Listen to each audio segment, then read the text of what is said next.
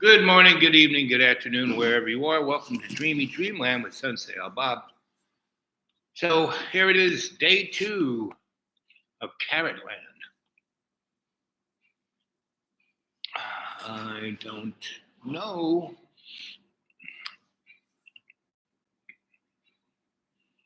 I'm watching all the threads lining up, going on about what it is, left, right, center.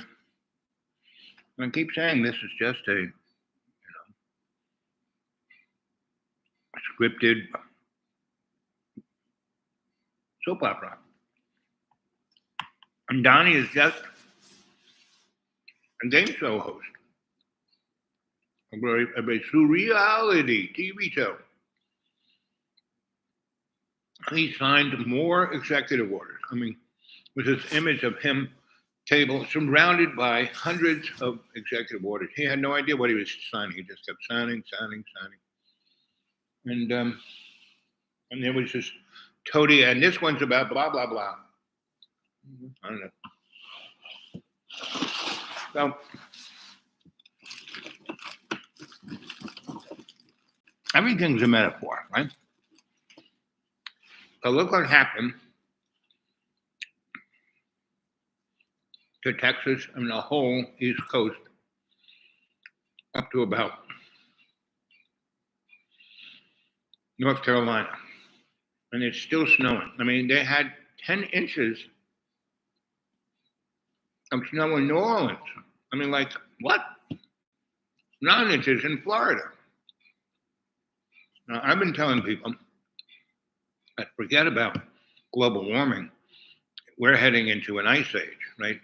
And I'm here at the undisclosed habitat because I can't even get into my neighborhood. I mean, the roads are just covered in ice, right? And they're real steep. And with my two-wheel drive car, getting around in there, problematic when it's summertime, right? When everything's a skating rink. I don't know. Well,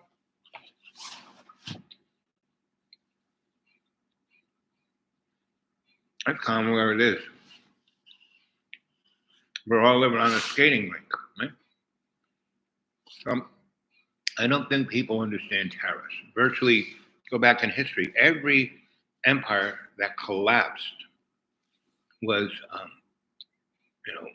in the last death throes of their empire. They, so tariffs are a form of economic war, right? There's technological war. I mean, Joe Biden stopped the Chinese from getting, high-end silicon chips. And pulled all the technology, all the people. He told the 1,700 top engineers that were in China, said, "You stay there, you might as well become a Chinese citizen because you're not coming back to America." Well, really no difference between Donnie, And so there's a guy named Indian who was one of the leaders of AIM in the 80s. And he was found guilty of killing 2 FBI agents, but he wasn't even in the neighborhood, right? They proved that he was like over there, not where this time. Didn't matter. He's been in jail for, half a century. And Biden could have easily, given him, he's already spent 50 years in jail.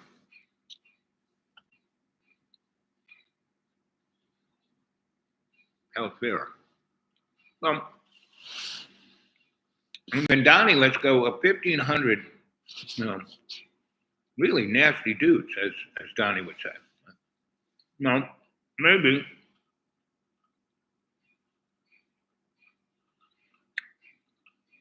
200 or 300 or 400 of those people who were put in jail. Yeah, maybe they just kind of walked through the Capitol and didn't do anything nasty. But there are a lot of people who beat up cops, tasered a cop so many times he had a heart attack, and said, "Well, he didn't. I didn't kill him. He had a heart attack." He's dying. Let's let him go. Right? Because it was a transactional thing. He wound those people up, had that big thing in front of the White House, and sent them down to the Capitol, and you have to fight. No. And he did. But on the other hand, the Democrats, nobody put in any kind of security whatsoever. So it enabled for them to get in there. Right? They could have had National Guard there. They could have had the police department SWAT team there. They could have had a lot of things. They didn't. They had the bare minimum of security. And this is after him for like months saying, "Well, they stole the thing. They stole the thing."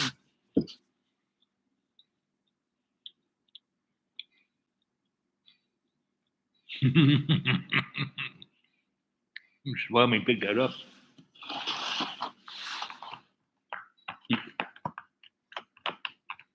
Swami, I thought you were leaving town.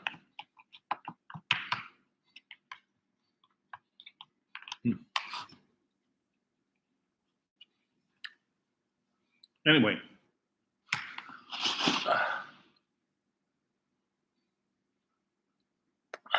It's going to be a real fast roller coaster ride, right?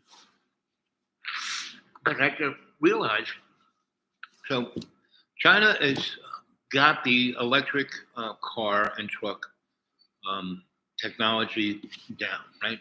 Now, they have to, you have to realize that in the last 50 years, China was turned into the workshop of the world. I mean, everything's manufactured there. And we're pulling the rug out from underneath that. And this at the point where China is demographically, its population, more than half of their population is over 50. So what few young people they do have, they're in a real pickle. There is no future for them. They're still living on mom and dad's couch.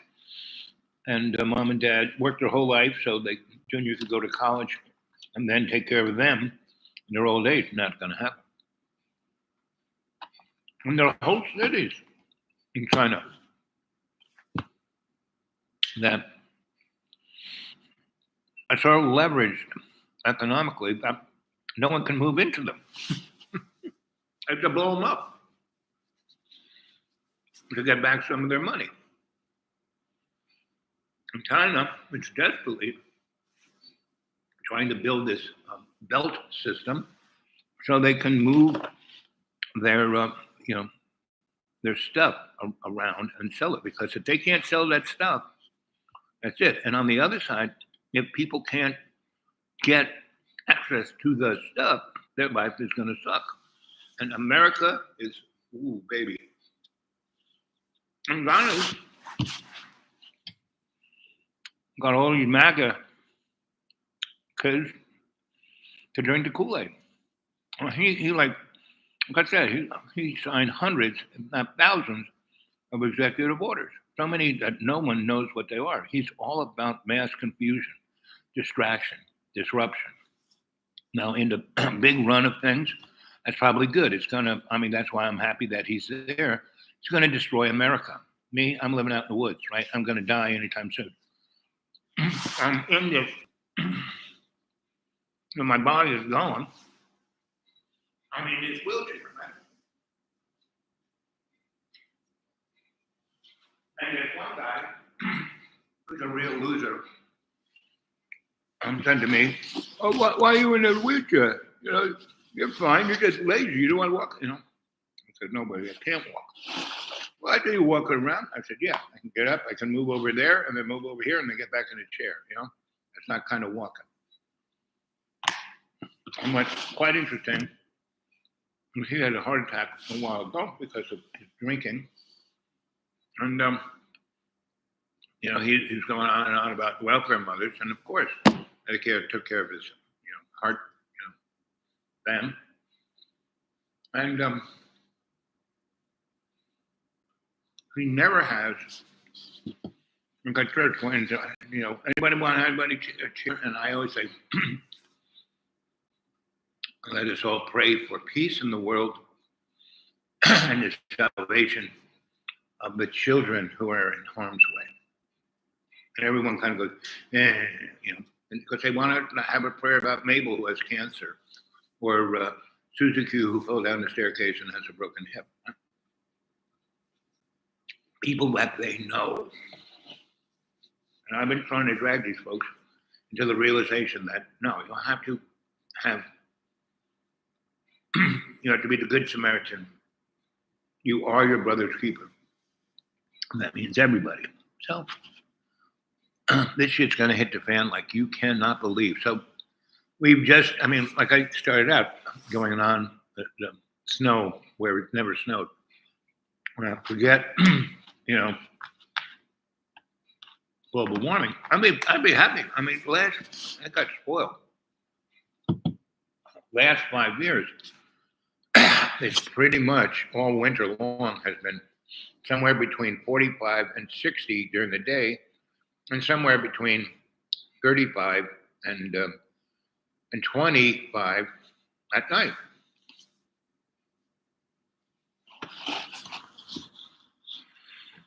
And you do not any money.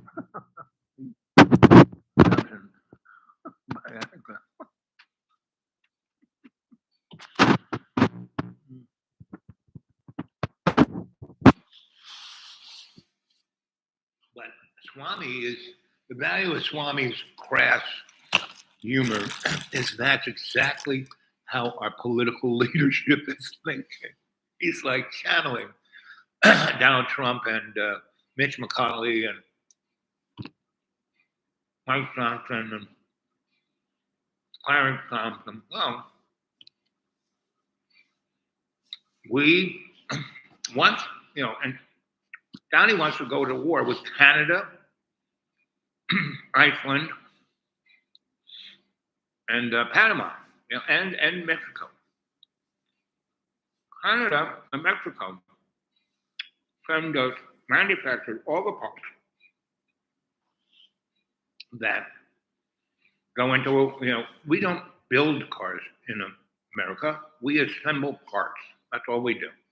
All those parts that go into your new, pickup truck were made in Canada or Mexico. If we put, tariffs of 100% or 50%, right?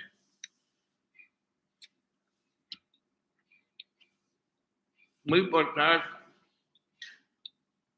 on China EVs at 100%. And because of our economics, because of SWIFT. SWIFT is a electronic money transference between banks, right? And what we do is we don't just put tariffs on people. It's like Iran, Cuba, Venezuela, the countries in South America, a number of countries in Africa. We basically say, we're not going to, we're going to lean on you. We're not going to allow you to have business with anybody. Just look at Cuba. Cuba is a great example. Where people are suffering. So if we do that to Mexico, we're just going to be punching ourselves in the face, right? By mass, sending the immigrants out of country. We've done this before, and every time we've done it, we've had an economic collapse of major proportion. The Great Depression was basically sponsored by Harding's tariffs and getting rid of the illegal aliens, right? The Italians, right? And then 15 years later, we have a depression, and then J.P. Morgan saves the day, right? but he ends up owning pretty much everybody. And then the next one happens in 29, after the big boom, like everything went through this roof. He owned half of everything. Right at the top, he sold everything. And then the crash happened. He bought it all back for peanuts. And that's where you have Citicorp and BlackRock and entities like that. So if we do this, let's say to Mexico and Canada, we will not be manufacturing any cars because we will have no parts. Just like, the supply chain, talk about supply chain disruption. Let's hear it for Donald Trump, because he's the guy who did it in the first place back when he was president 4 years ago, right? And then Biden just rejiggered everything with Band-Aids to, that's why we had a bit of a element of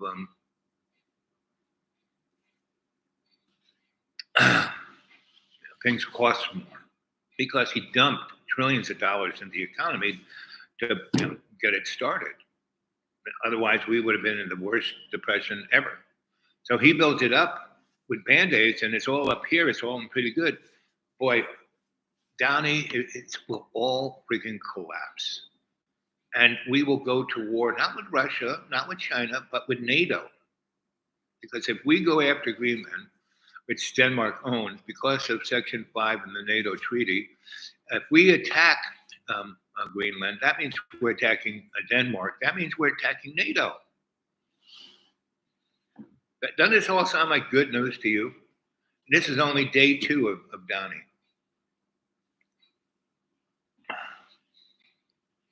And so the Democrats didn't tell the general public any of this.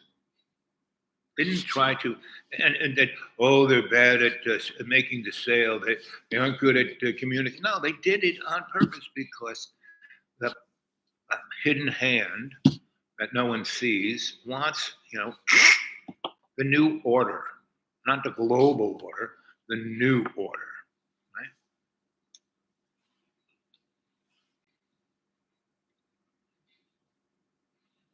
And if you want to look at the new order,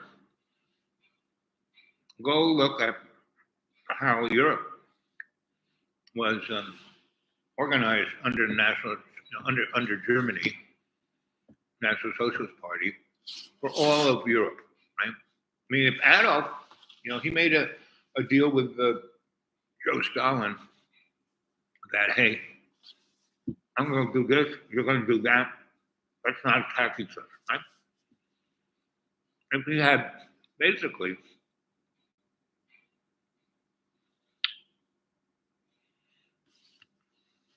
not going after Russia, but put his, gotten the V1, V2 really going full bore by 41, spring of 41. If he started pelting the crap out of, if he had just, the V2 was kind of ready to go. We just started lobbing at those suckers, and if he put a little receiver of microwaves, he could had those V1s going straight towards the radar antennas, right?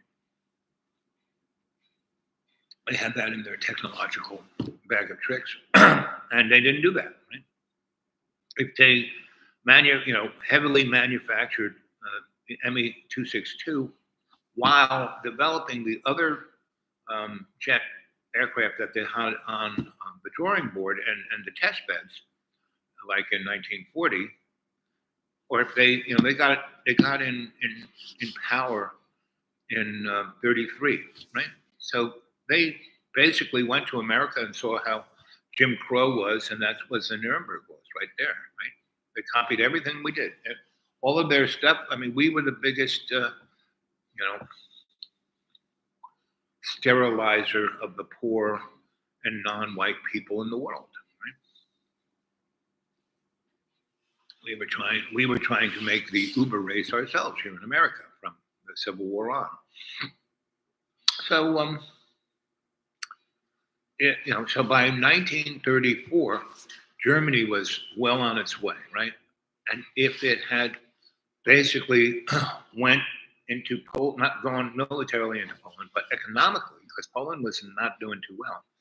And if they had taken over that whole area along Germany that went to the Atlantic, or to wherever the water is, the channel, there were two big boat yards and one big steel mill and a coke mill. And there's lots of coal in Poland. And if they had just economically, started LLCs and dumped money into that and gave Polish guys a job, well, they would have loved it, right?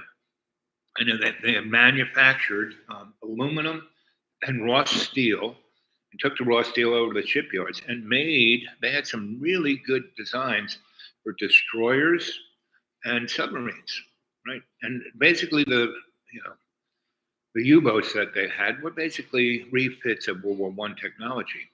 They had built some serious, they were running on hydrogen peroxide, right, instead of diesel. And that meant they could run underwater. It was like having nuclear power. It was basically a fuel cell. And they had that technology, back in, the 30s, right? So they had mass produced a bunch of those, right? And dropped sonobuoys out in the Atlantic and put one of those submarines where, the wires came to that ship. So that ship could see where every boat in the Atlantic was real time. That would have been it, They also were ahead of us in radar.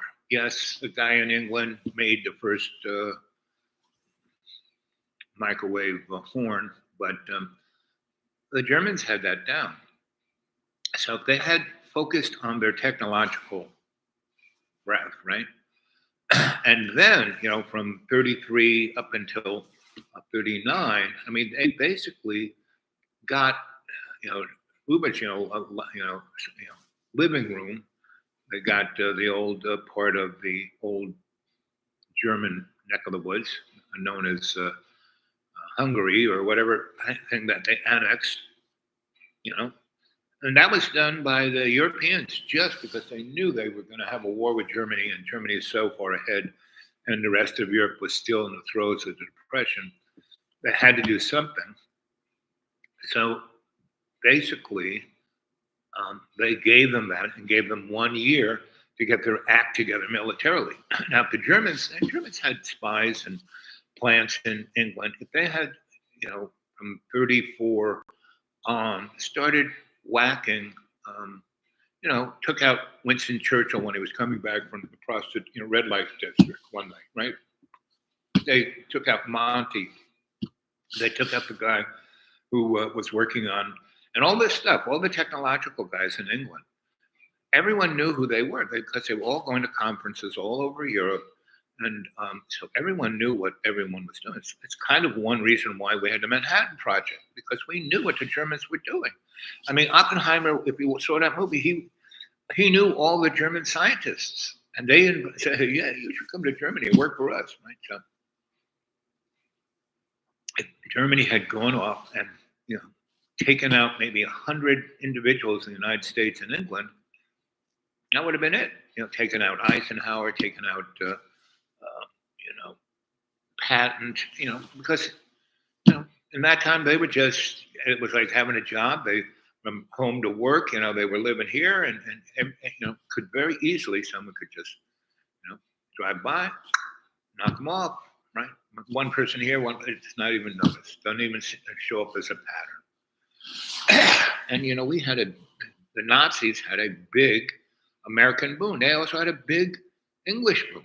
So if Germany had really focused on its technological prowess and developed weapons that were just so superior to whatever anybody else had, which they kind of did, but if they had really focused on it rather than bringing it on board, around, because the B1 and B2 had been, in the works since 36. They had really put the money and effort into it like they did after 41, right? Then they would have been that much ahead. So they could have had a missile that could hit the United States. They could have had, Joseph P. Farrell puts forward that they had nuclear weapons, because how do you kill 60 million Russians in less than 3 years? The only way, I mean, if you have to shoot them all and hit them with a tank or an artillery shell, look what Russia's doing with Ukraine, in 3 years, So the only way you can kill that many people is with nuclear weapons. And it was also foretold that the Russians, the Germans were the nuclear weapons they had the neutron bomb, meaning, boom, a square mile would be obliterated, but the radiation, would go out 6 miles. And anybody who was in that line of that X-ray or that neutron, they were gone in 3-4 weeks. Right? Hair fall out, teeth fell out, a bad way to die. So this is going to be repeated again, right? And the hidden hand, Hail Hydra. Go watch the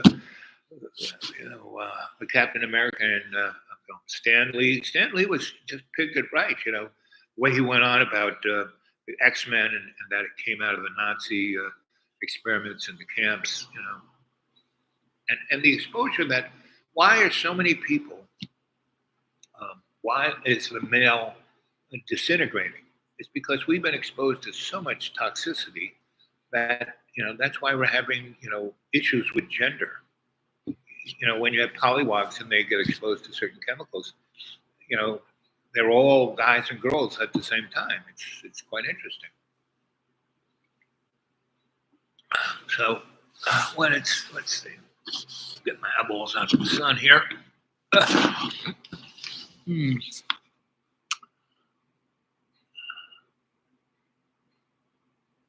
Hey, dude.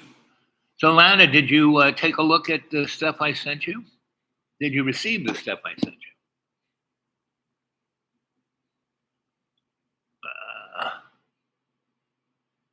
you? Once I start, going on, I lose track of who's in the cadre here.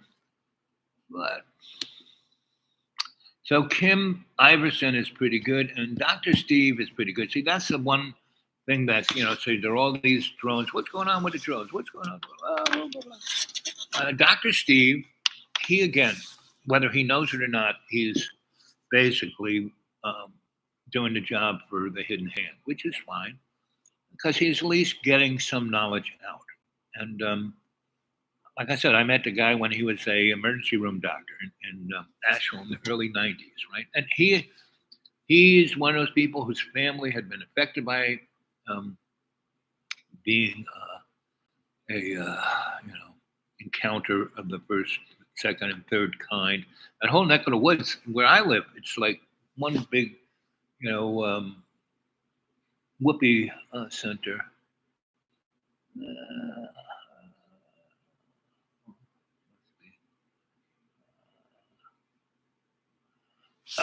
Anyway, it's getting a little warm. The sun is out, but it's still friggin' like 12 degrees outside. The sun's hitting straight onto the road back there. It's like a sheet of ice. And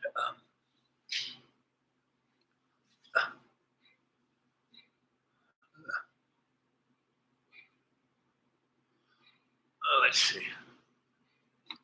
Delana, did you get my stuff? Well, get a hold of me. Anybody, get a hold of me at the dudaway42 at Gmail. And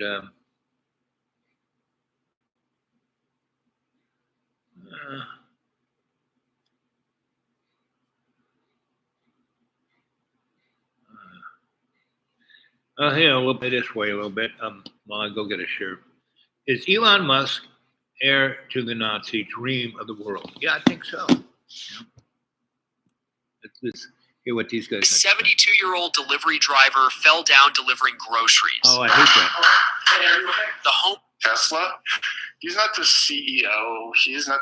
Your article about the Elon just blew my mind. It was a piece of history that I had no idea about, and I wanted you to come on and share it with our viewers and listeners. Let's start in 1948 in Operation Paperclip. Was a classified program that the U.S. intelligence services executed the end of World War II and for years after. And it brought over at least 1,600 Nazi engineers, scientists, and others over to the United States to help fight the Cold War. And one of those Nazis was a guy named Werner von Braun. And Werner von Braun invented the V2 rocket, which was otherwise known as the Vengeance rocket. And it terrorized London and Antwerp at the end of World War II.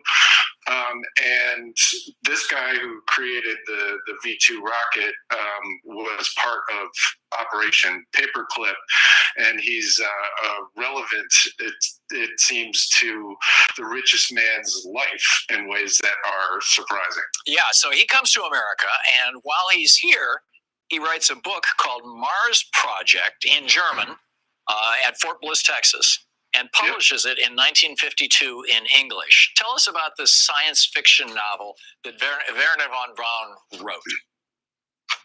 Yes, well, it's a science fiction novel, but it's a very technical science fiction book. The whole last third of it is real technical drawings, etc. Real rocket scientist. It was by one of the most famous rocket scientists in history. Right. He was a Nazi, but he was a legitimate rocket scientist. But he wrote this science fiction book called Mars Project.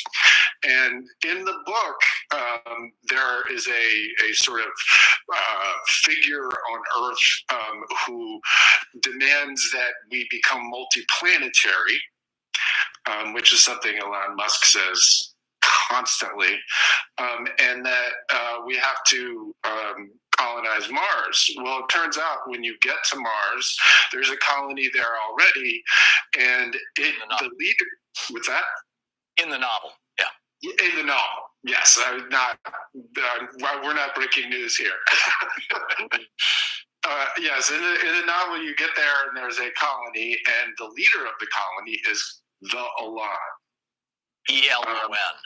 ELON, the Elan. And so you may think, well, that's a strange coincidence. And, I kind of heard this story and thought, hey, maybe it's apocryphal. But then I went and started listening to Errol Musk, who is Elon Musk's father. And Errol Musk said out loud that as a child growing up in apartheid South Africa, he was taught these science fiction books, that he was a huge rocketry fan, and that he did in fact name his son after the Elan. So Elon Musk's father says this. Elon Musk is named after the guy who ruled the colonies on Mars in the novel written by the Nazi rocket scientist Werner von Braun. And to make it even weirder, those colonies did not live on the surface. Now, Elon has this company called the Boring Company that drills tunnels. Tell us about how the people lived on Mars in the novel. Well, yes. There's also, do you remember Hyperloop? Oh, yeah. Hyperloop was... Yeah, good. Well, tell people what it is. For a lot of people, I remember. A lot of people don't know what we're talking about. It was this project that was meant to create a high-speed railway of sorts between San Francisco and LA, and it was going to be in a tunnel, in a closed loop, and which is very reminiscent of the tunnels on Mars that Werner von Braun said the Elan was in charge of. Because people couldn't live on the surface because the surface is so hostile. So this entire society on Mars that they discovered when humans got there was living up. Anyway, you can go look that one up. And that's on, again, if anybody wants, just give me a call on my email. Or drop me a line on the email. JudahWake42 at Gmail. And I'll send you the link to all this crazy shit. And I'll send you my novel. And you can, get a hold of me like that.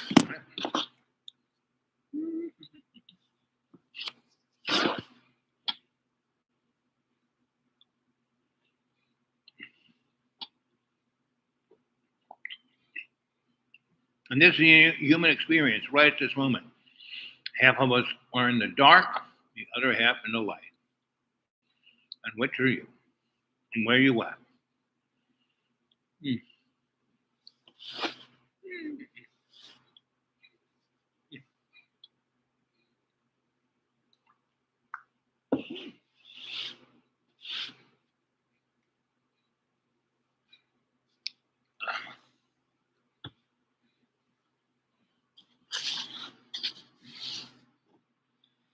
Mm.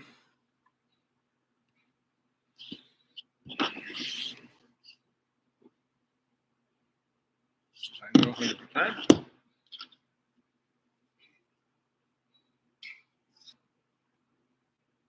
You're an idiot.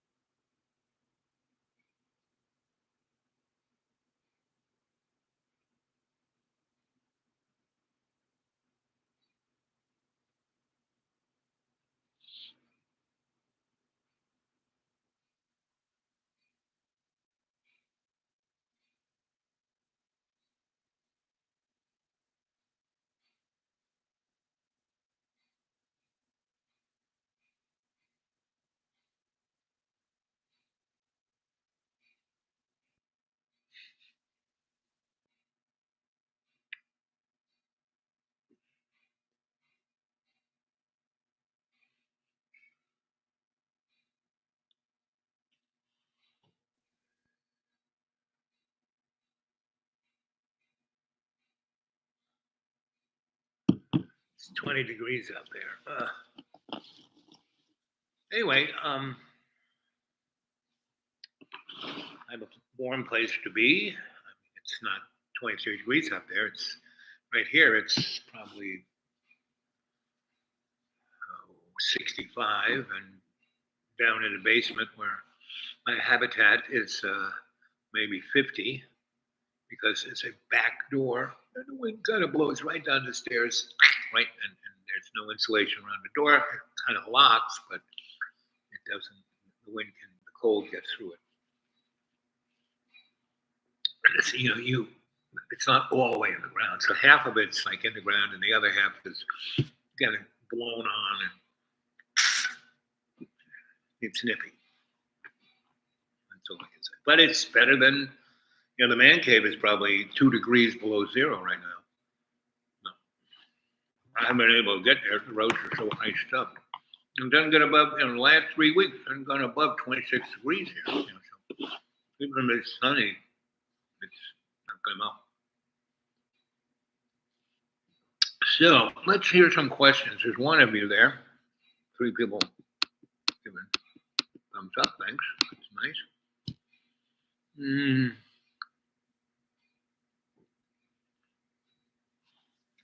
So all this is going to happen really quick. We're going to have some real. I think we're going to have a volcano in the middle of the United States. Might even be near me. There's a thing called Madras Fault.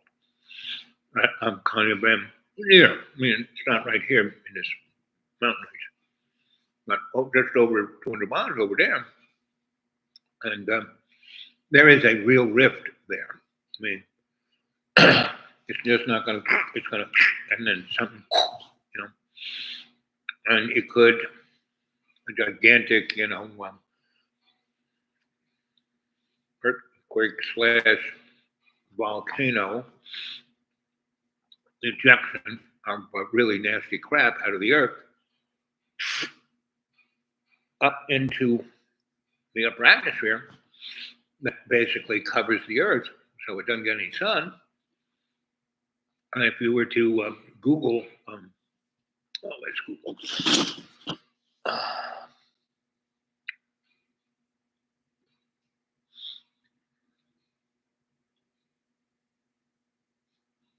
Nuclear winter. Nuclear winter is a theory that describes the climate consequences of nuclear war. It's a hypothesis that large-scale nuclear war would cause prolonged period of global cooling, right?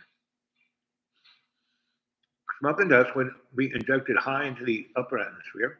Nuclear weapons would set fire to cities and industrial facilities. Well, put a set of nuclear weapons, put large volcano in Appalachia or Ohio Valley,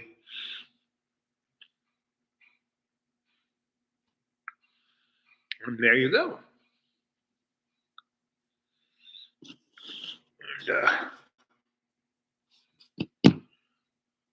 the other interesting thing is that we have allowed our public utilities to be decontrolled and sold off to the lowest bidder, which was Mr. Rothschild. He owns the majority of our utilities and has spent no money. He says risen rates and spent no money on refurbishing or modernizing. Well, the United States, the only thing it can do is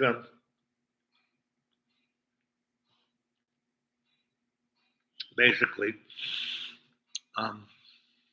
reindustrialize, right? And Joe Biden was out the way to it. The chips thing and the inflation reduction thing. And why they gave it that name is because for the long run, reindustrialization would get rid of inflation. You're making all the stuff you need here. Supply chain is secure, and so we have started doing that. If Donald Trump takes everything that Biden did and doubles down on it, rather than trying to have war with Canada, Mexico, and Greenland, we would get somewhere. And and drill, baby, drill. We're already the largest producer of gas and oil. We don't have to do any more. We are it. And if there is, which I think will be, a large holocaust of a war in the Mideast, all of those Arab countries, Saudi Arabia and all the Arabian states, they'll be torched. That's the first thing. Once it's obvious that you're going after Iran would just take out all the oil production of all those countries.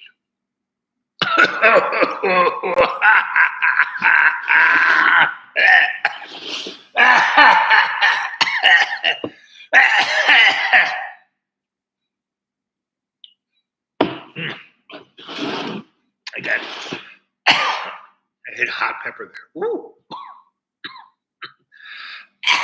And that was like a little theatrical exposition of how everyone on the planet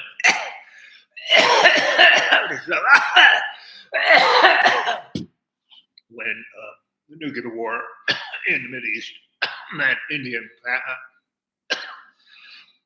and Pakistan go at each other. China and Russia go after each other. And North Korea goes after South Korea. And we're going to be in the middle because that's where we deal with our military bases and resources are. We will lose 3 aircraft carriers and all the supplemental ships, all those Aegis destroyers that are $1 billion a pop. We will lose $1 trillion worth of naval assets, plus somewhere between 5 and 30,000 young soldiers within, I would say, a week, whenever that pops off. And everyone's, it's all coming down. Lebanon and Israel, they got a peace thing going, and this is going, and look, Gaza is, this thing only going to last 6 weeks.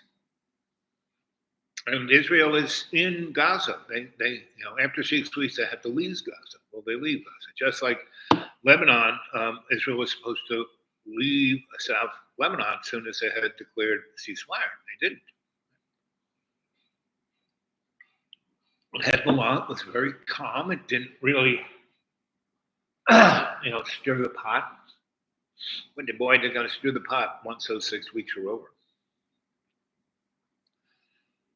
And it's that little coughing thing was just a theatrical splurge to, give you what you're going to be going through. You're going to be you'll be gasping for breath, and it won't be there. Because they have so poisoned us through processed food, GMO, everything. The medical model that is out to kill you, and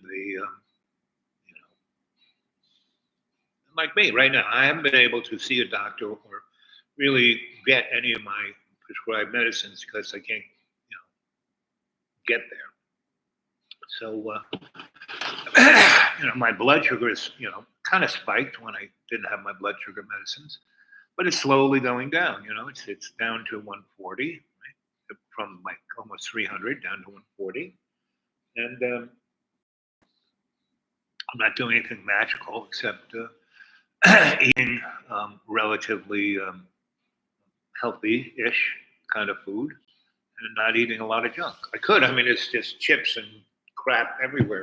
That's the majority of the stuff that we give out. And I bought a couple of bags of vegetables last time I was out about a week ago. Well, I've been slicing them up, and we have canned vegetables that are pretty good. So that's what I eat. I make stews, basically.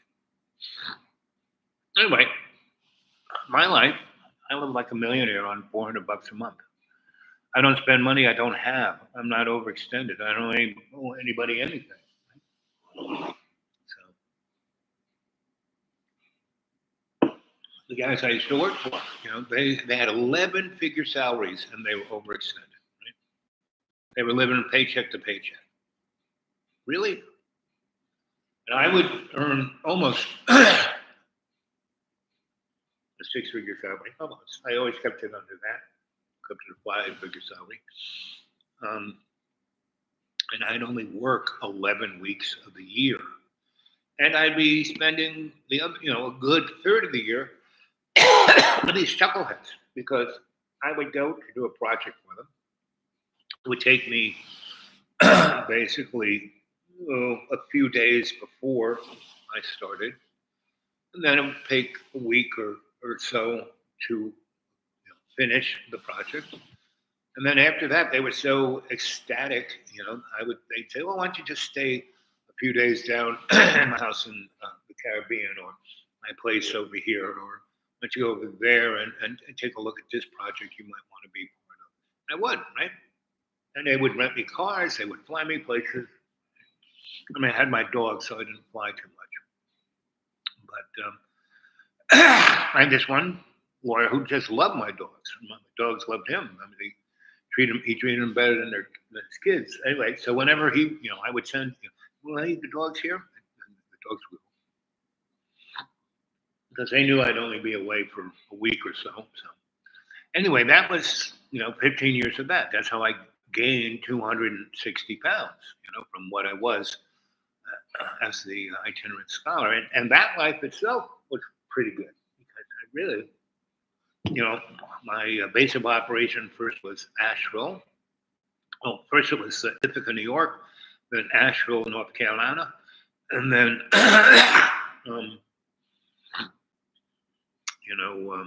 Roanoke, Virginia, and Lynchburg and Rustburg and that whole neck of the woods. And that was right at the perfect time, right after the dot-com bubble popped in real estate, right? And that's why Jerry Falwell went into Lynchburg. He bought up all of Lynchburg, right? I bought up, 2 or 3 things in Lynchburg and 2 or 3 things in Rustburg and 2 or 3 things in Bedford and about 6 things in Vinton and then a couple of things in Roanoke. And they were all basically, I had them for 2 or 3 years. Place in Bedford I had for maybe 5 years. And I rented them all out, right? Without fixing them up or anything. I just kind of rented them out. And then at the highest point, I sold everything, right? And then I put it into other things. Yeah, I bought a school and I bought the Deep Green and I bought the fishing cabin down in the Keys and bought a new car and bought stuff, right? To the point where I didn't really have to, and then a good chunk of it I gave away, right? So I didn't have to pay taxes, right? And I gave it away to really righteous, like the Salvation Army in Roanoke and a really good community center in Morgantown, West Virginia, and another really good entity in Port St. Lucie in Florida. And I didn't have to pay tax on it, right? I bought properties and bought a car and amortized all that stuff. And the rest that guys wanted to pay taxes, I gave away to really righteous entities. And so that's what went down. And then I kind of eased into the lawyer thing. And again, I bought some more this, that, and the other thing because I just had really interesting cash flow. And like I said, I kept it at a 5-figure salary, so I kept it. When I gave all that stuff away, I had a really good accountant that showed that I had this great loss, and he just kept, chipping away at the big loss on my taxes. So I never really had to pay much in taxes. That was because I wasn't really making much money, right? And I wasn't getting a W-2, I wasn't a work slave. So I fit into all these other little categories that rich people normally fit themselves into. But instead of writing off millions, I just, was keeping a nice homeostasis. And that was fine. And then when I died, and that guy, who said, why are you in why are you in a wheelchair? You're just lazy. No, I can't walk. Sorry. Well, I see you walk. Let people look at me. You don't look sick. Because I never complain, right? I don't really go. You hear me complain about all the woes in my life? No. I basically talk about all the great things in my life, right? And this winter, this is the harbinger of things to come. It's going to be this cold until it's going to snap like that. There's going to be like an Indian summer in February, like a week or two where it's like 70 degrees, right? And everything's going to start budding. Then it's going to another big cold and go down to 2, and it's going to kill everything that budded, right? And so it'll really take an effect on the environmental, right? All the animals that kind of came out of hibernation, they'll be out and about looking, starving, and then this big cold snap will come and it'll kill a lot of bear, a lot of wolf, a lot of you name it, chipmunks, squirrels, everybody. And then March will be pretty cold, and then April Fool's Day will show up. And again, it'll start getting really hot from there. And then we'll go into having hurricanes in end of March and early April. And we will have hurricanes like Helene, right? That will be just cuckoo crazy, just like these. And we will have 2 or 3 more of these wicked ass cold snow things. Like Texas is going to get at least 2 major snowstorms. Well, the whole state will have like 18 inches of snow, and it'll stay, then go to -2 degrees for 2 weeks, right? And that'll be the end of their electric grid. It'll fry it, it'll toast it, it will not be able to come back. Texas will not have electricity because they are so we are exceptional. So they didn't sign on to FARC or any of that stuff, and so Texas has like 5 different little power grids that fight amongst them. Right, the last time it got really cold and they almost lost Texas because 2 of their nuclear reactors that are so poorly taken care of nearly went critical. Like it was like a second, and somebody knew the right thing to do and got out of it by the chin. But half of Texas went black for a day or 2, and then everyone screamed and yelled and went up to their legislatures and, we're going to investigate it. Did they? No. We're going to fix it. Did they? No. This is like 5-6 years ago. They've done nothing. Actually, things are worse than they were back then. So they're going to have at least 2, if not 4, major snow bombs where they get 10 to 20 inches of snow across the whole frigging state, not just here or here. And then it'll get super cold, right? And then it'll rain, and it'll get super cold again, and everything will be just covered with ice. All the wires will come down. All the wires will come down, not just blow out transformers because of overuse. Couldn't happen to a better bunch of people, right? And then they'll start shooting each other, right? Because they all got guns, and they're all going to kind of go, and they don't have a bit of empathy or sympathy in them. We had a couple of churches that came from Texas to help us out. Out of 300 churches that came from all over America, we had a couple from Texas, and they were very nice people. I put some seats out. When they came with their kitchens, we had this one place where they could just drive in, put down their little tents and their little grills and start making. And everyone had barbecue. After 6 weeks of just eating barbecue, I couldn't really eat that stuff. But anyway, actually I have some fish. So those 2 churches. So I had these trees lined up, chairs lined up underneath this tree. So when the sun was coming straight down, you were in shade, and when the sun was setting, you could sit there and watch this beautiful sunset. It's beautiful, right? So I go over there and sit down with them and talk to them. And virtually all of the people who came from Texas who were helping, every one of them had been at the bottom of the barrel. Everyone had been, just ruining their life on drugs and sex and on alcohol.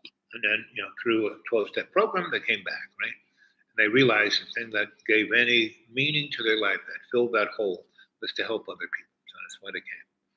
And they said that was one of the biggest problems about Texas, is that people actually thought they were good Christians or good this or good that, and they only thought about themselves within inside the construct of Christianity, And they could quote it to you chapter and verse, but were they living it? Not really.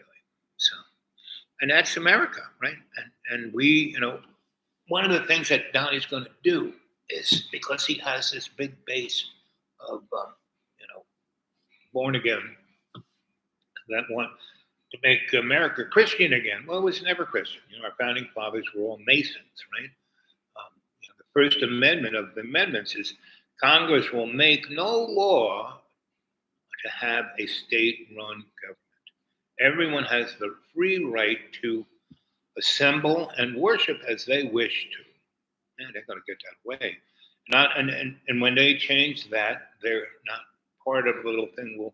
Women will have no rights. They're property of their husbands. And blacks, gays are anomalies, and they have to go into that zone, which will be like the Gaza Strip. They're going to put a Gaza Strip along Texas, right? So they're going to take everyone in and take everyone they want to push out and put in there. They're going to have factories. So it'll be called prosperity zone, right? Because if they don't do that, we're going to have an immediate collapse of the not just the United States, but Mexico. And everybody who comes to America sends money back home. And that's the only thing keeping Mexico and all those other countries just their head above water, right? And so if we do what Donnie says, or that bald-headed cue ball, who's Mr. Czar of misery of non-white people, right? But people can't see. I mean, everyone. I can play you tons and tons of economists and people. This is one guy. Let's see if I can find him. He's a Muslim, obviously, but he is an economist. And boy, he has got it straight. And he really is defining today the high is 31, low is -2. Tomorrow, high is 30, low is -14. Friday, high is 27, and the low is -19. And then we're getting into Friday, high is 17, low is -19. Saturday, it's going to be a barn burner. Saturday is 38, and low is 15. Sunday is 39, and 24 is low. Monday, 37, and the low is 29. It's going to warm up next week, starting Sunday. So today is Wednesday. So the next, Wednesday, Thursday, Friday, and Saturday are going to be nippy days. Sunday's going to jump up by 2 or 3 degrees, and Monday's going to be about the same. The low is going to be up by about 4 degrees. Tuesday, it's a balmy 39. The low is 26. Wednesday, 48. Low is 30. Yeah. Okay, so that's the weather I'm going to have. So, oh yes, I was going to look for the Muslim guy. Let's see if I can find that.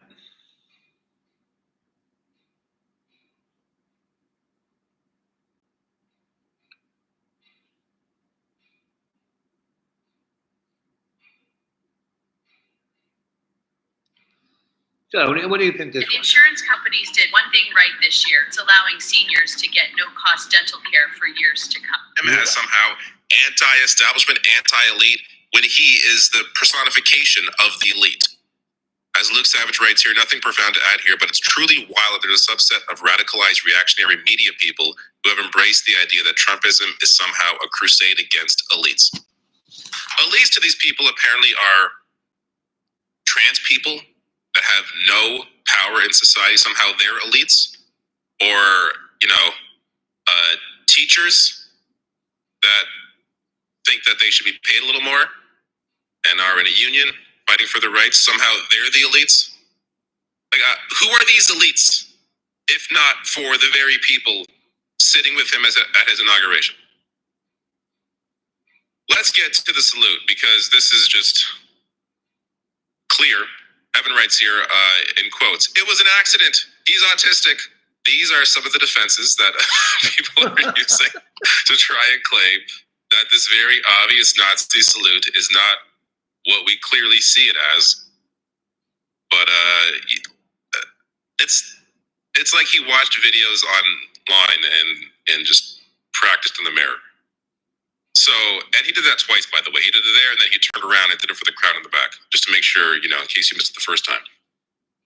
Evan writes, Elon is not a Nazi. He just agreed with someone who said Hitler was right, boos Holocaust deniers and Nazis every single day, told everyone to watch a Holocaust denier on a podcast, repeats Nazi propaganda, has Nazi beliefs, has Nazi salutes.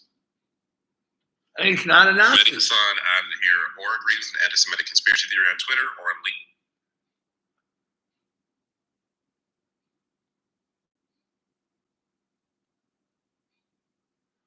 Let's see. Down Well, that was quick. Donald Trump having a meltdown within 48 hours of being in the White House for a variety of reasons. One of the reasons for his meltdown is that the bishop at the National Cathedral said to Donald Trump during her sermon, "Please do not attack marginalized communities. Please have mercy on the LGBTQ community, as well as undocumented workers and people who are not criminals and terrorists. Please have mercy."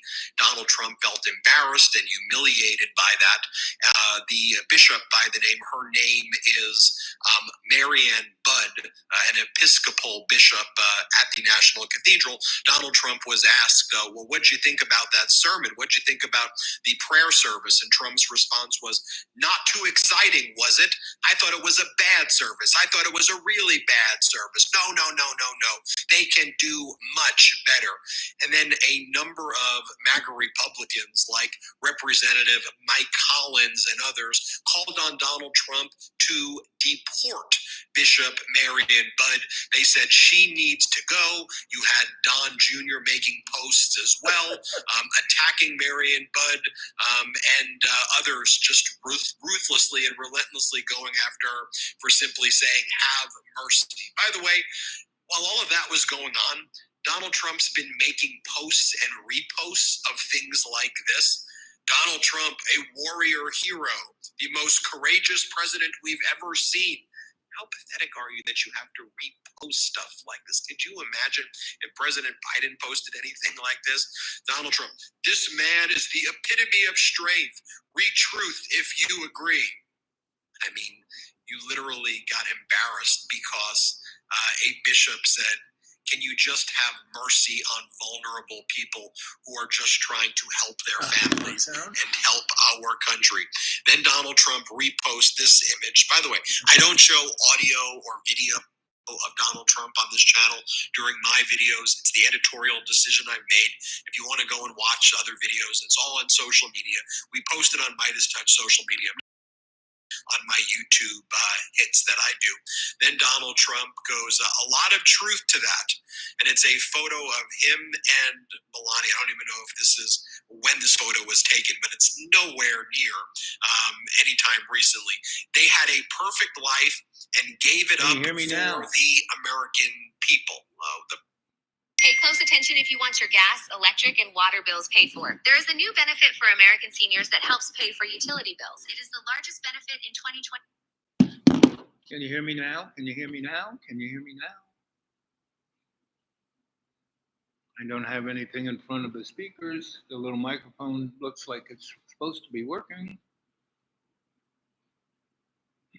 Anyway, I've been on for an hour and 9 minutes. Be nice if I could figure out how to work all this stuff, but I don't have, I don't have a staff. I have nobody helping me. Can't afford to buy super duper technology like Johnny Boy. He probably spends $1,000 a week on buying new stuff. I don't know how it's getting up to his house.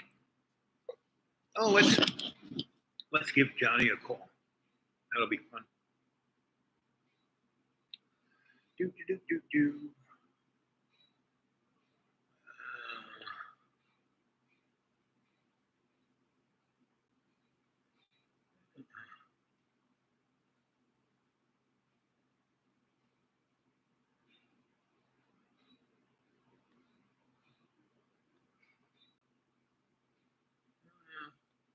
There we go. Can you hear me now? Still no sound. Hello? There he is. How you doing? Hello? Hey, John. Hi. Is it cold there? Is it cold there? It's not. Well, I have heat. Is it cold where you are? Yeah, -8. Whoa. Yeah, that's cold. We can't hear it. So, John, I'm doing a live chat now. Can you go online and see if you can hear me?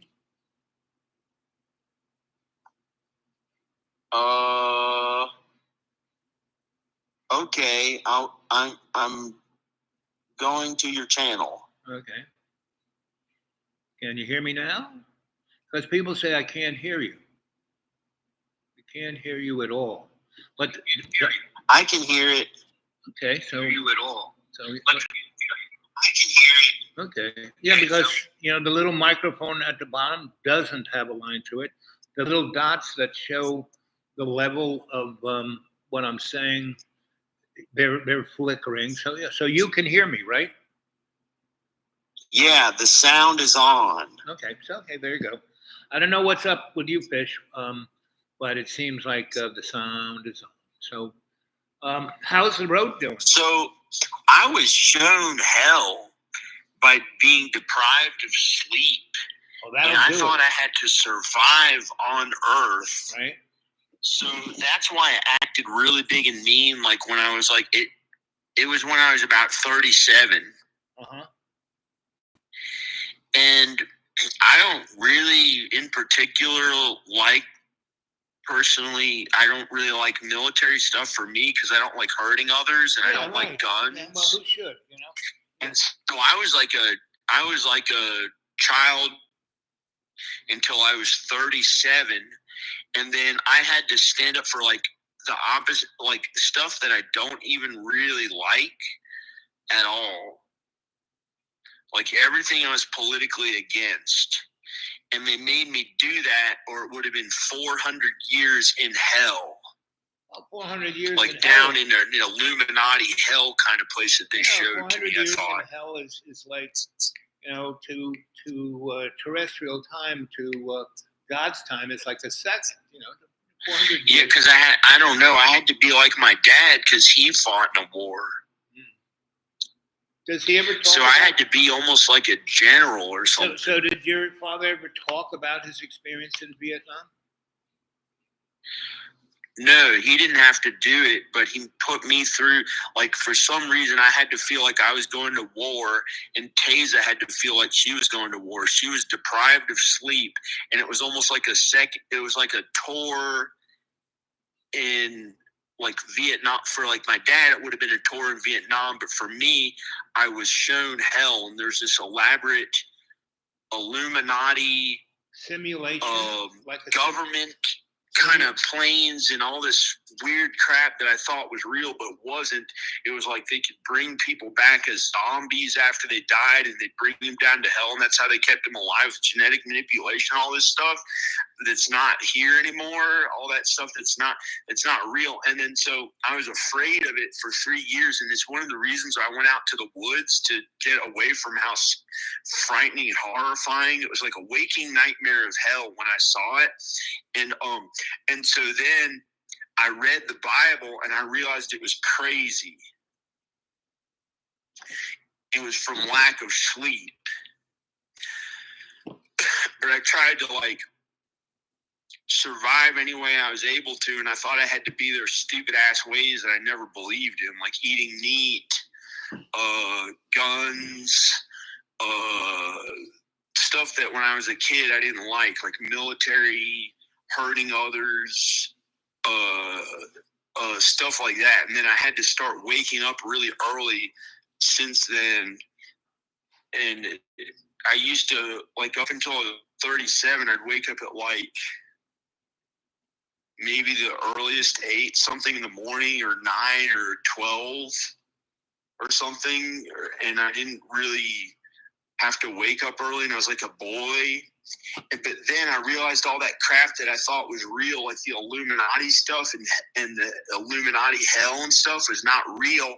And I realized all you have to do, even if you were deprived of sleep and saw hell, as long as you have Jesus, you'll be okay through no matter what you have to go through. If you have to be poor or rich or out in the cold or back in where it's warm, or as long as you live for Jesus, you'll always be okay. Yep. And that's what you started to do.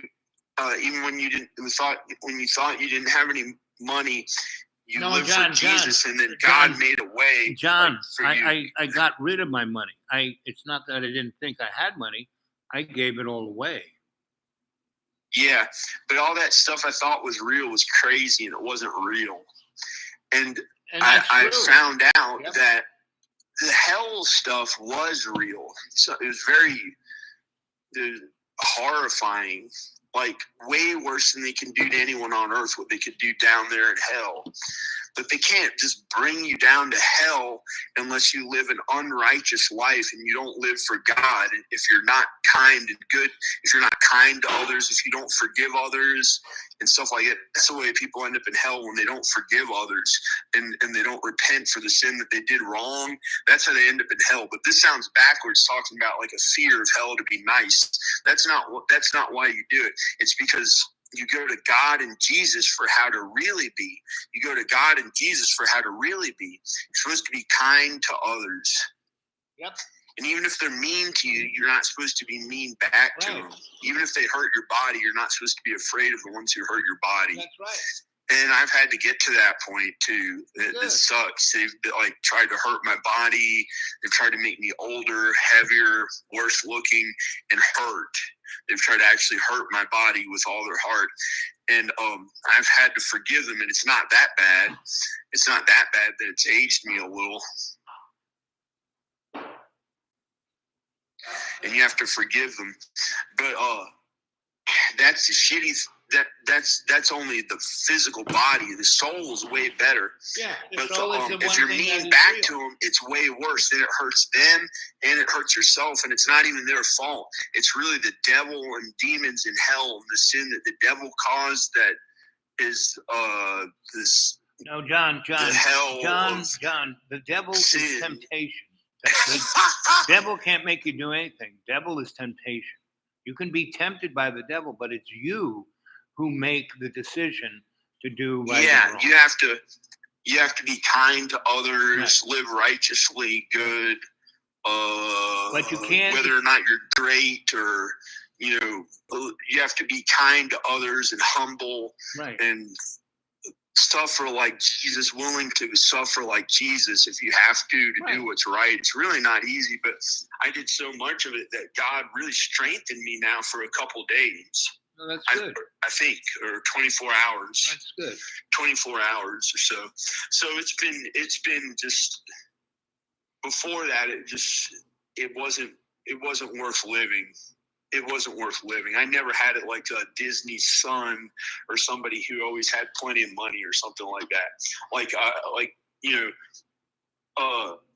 I was shown hell and had to get to work and order men around to do work, and then I had to get to work at hard labor after that for many years, and it was just not easy. But I did have a kind of privileged life so far. I had a kind of privileged life. Yeah, of course you did. It's not like somebody who just like has the best of everything on earth. And a few days ago, I started thinking, well, I guess my life will never feel okay, and I'm supposed to suffer on earth like Jesus suffered.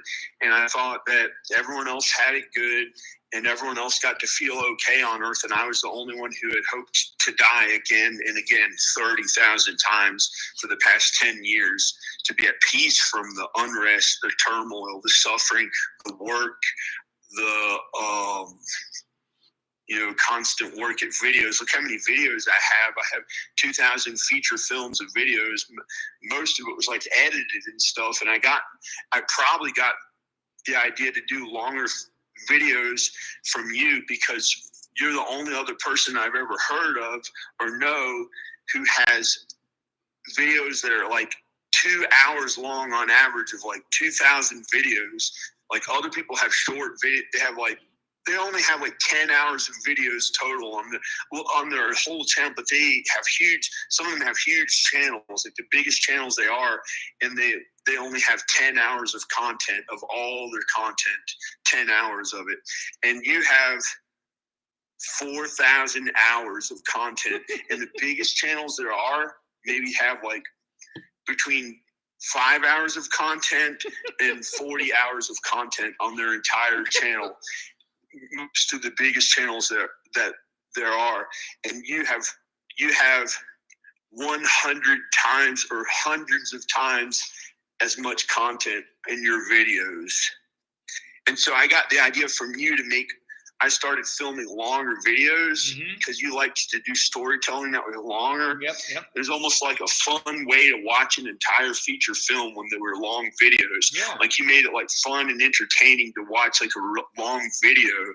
And you're the only one who did that when YouTube was pretty much based on like 10-minute videos or 15-minute videos or a few minute long videos.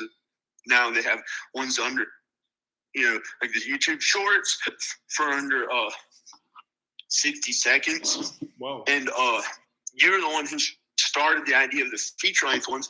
But then that means that even though it hasn't gone really huge on YouTube, but it went pretty big anyway, because there must be some audience for longer films on YouTube. But now we have all these feature films. Well, I have all these feature films. You have all these feature films. You could put all your you have your own videos, and I have my own videos, and there could be an Owl Bob video store out there. But I mean, that's not how it's supposed to be. But Danica has a bunch of videos too. She has a bunch of videos, but I just want to be with her. I don't want to. John, all you have to do, John, all you have to do is go to Texas. When it gets warm, just go there. Get a job. You have education. You have experience. You could get yourself a nice. What would I do in her mother and father's hometown? Get a job. Meaning you don't have to work. How could I even feel okay enough to do that in their hometown? John, because long enough John, to even this function is well enough to be myself. I'll tell you how to do it. Unless she was supporting me, unless she was emotionally supporting me. Well, I'll tell you this. A place like that. This is what you How could I work in Houston, Texas, of okay. all places? Come on, it's cool, it's okay. John, I can't have that as my home. John, let me just explain it to you. So right now, right, you go and start a Some people are highly sensitive. They are not like you. They're crazy. I'm crazy. We're all crazy. I don't crazy. know how I would even function there. John, just listen.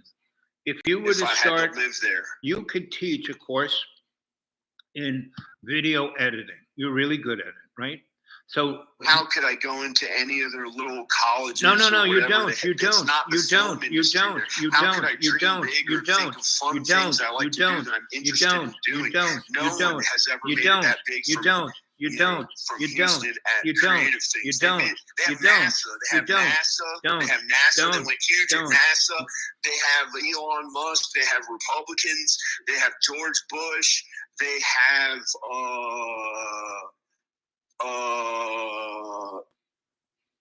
no way to walk down the road. in Houston, Texas. They don't like when people walk for transportation. They don't like when people ride a bike for transportation. John, You almost have to have a car. John, can you listen just for They 1 may minute? not have public John, buses. Can you just They may listen? not have public John, transportation John, in the entire John, city. It's John. a different kind of place where her mother and father reigns like a king and queen of the whole like family.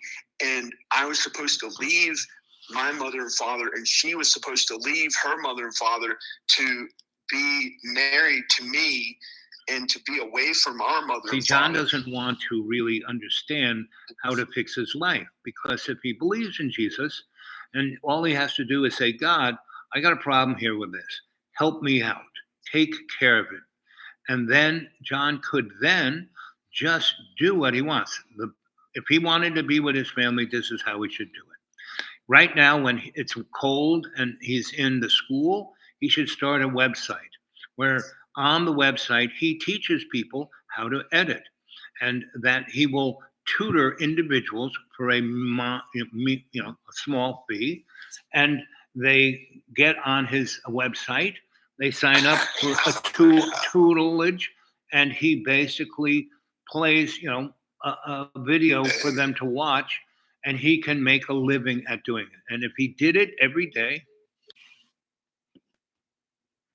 see, John didn't want to hear that. See, I mean, he's got a perfect place. The school is beautiful. He's up there by himself. He's got the best internet God ever had. He could start his own website. He could start a nice little business. He could teach people how to edit from his laptop, right?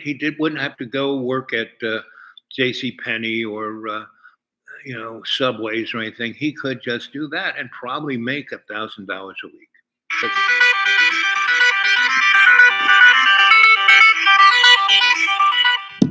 Are you there, John? Hey, John. John. Danica and the kids here, and how do I get them here? Because Houston's not my home. Texas is The not my only way home. you can get them is to go there and show your commitment to them.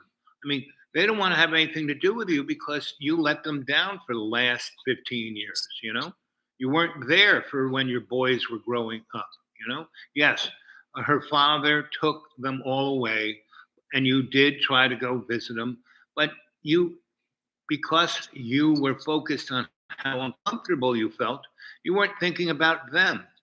Therefore, you couldn't fulfill your need and your so you don't want to hear that stuff, right? And nobody does. Nobody wants to hear how to actually fix their life, and nobody wants to hear that you basically have to give your life up to God, and especially when no one knows what God is.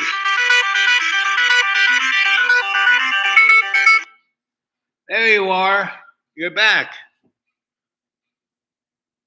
Hey, Johnny. Are you there, John? Yoo-hoo, John. You there? No. Oh, well.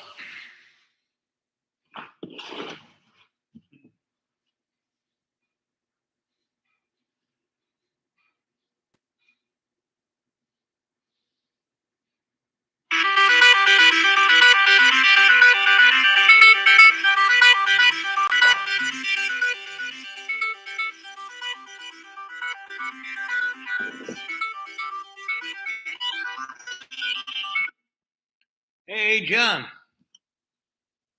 There you are.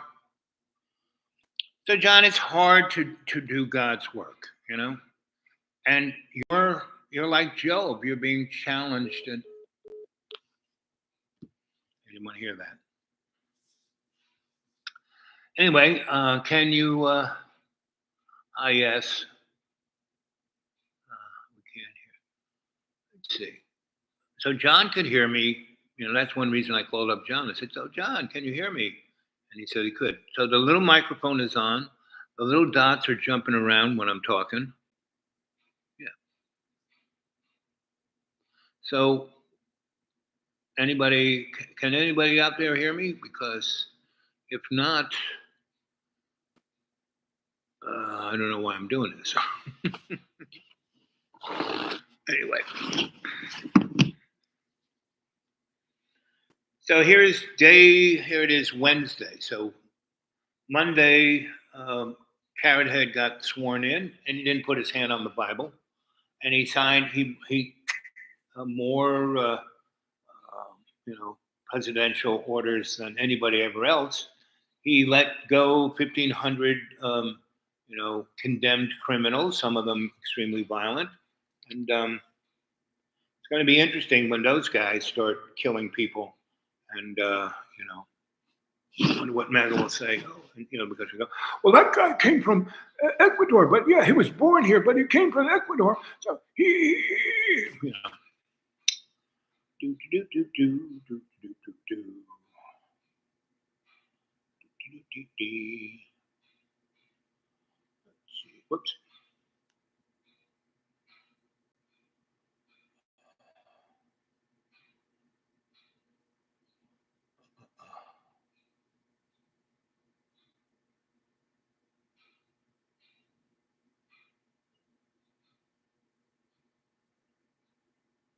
Good evening, good morning, good afternoon, wherever you are. Welcome to Dreamy Dreamland with your Sensei Bob. That's me, your creator, here to tell you the story. And what is the story?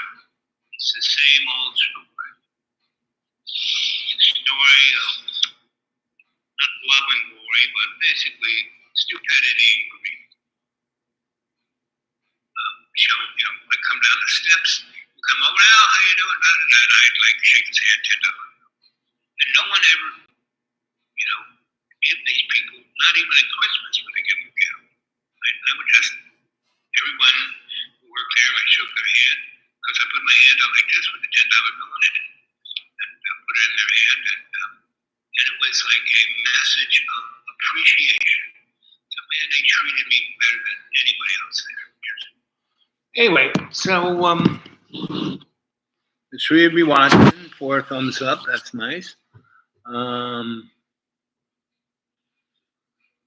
There's Jane. Jane, can you hear me? Can you hear me now, Jane?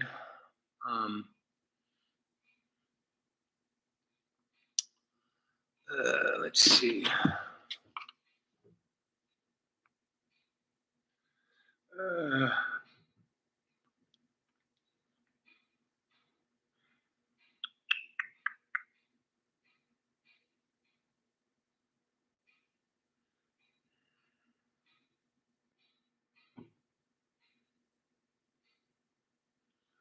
Early signs of ovarian cancer. Rise and shine.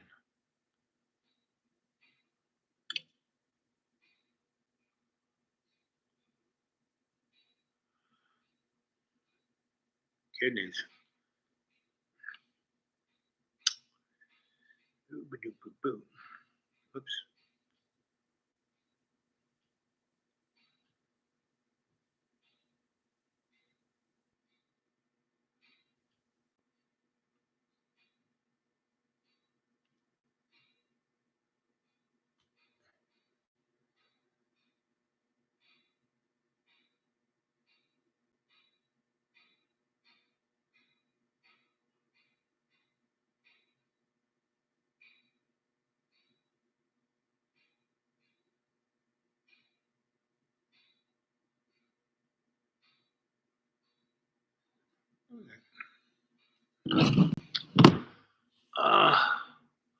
Well, hour and a half. It's, again, come on, guys, say something.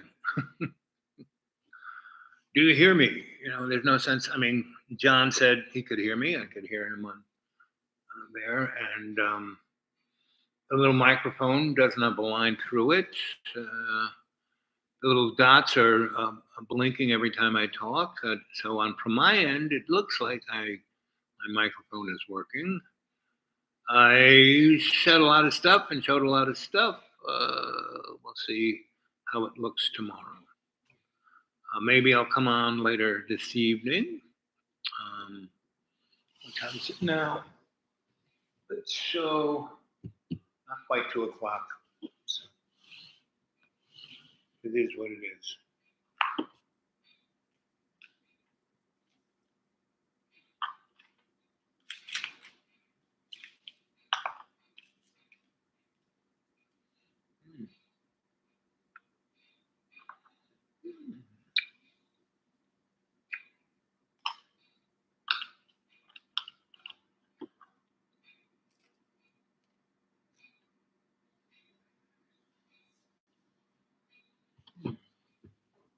Okay, good.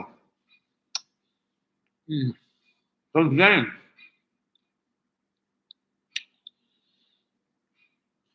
what do you think's going on? Are you ready for camps and super hyperinflation? You know, we had 9% inflation. I remember under Jimmy Carter, we had this thing called deflation, where you had inflation and things were falling apart. And interest rates were at 36%. Like on your, if you were vagrant on your credit card, they were charging you 36%. Ready for that? Remember the fun times of the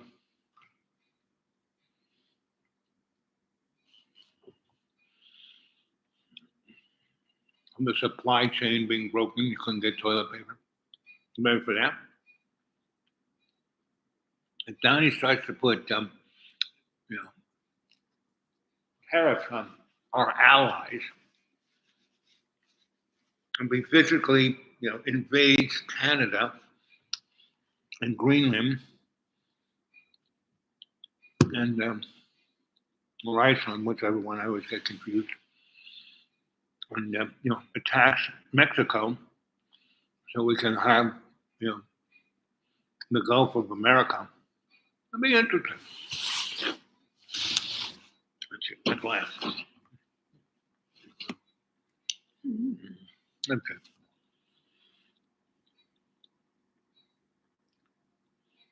Reverse engineered, yes. So it'll be fun.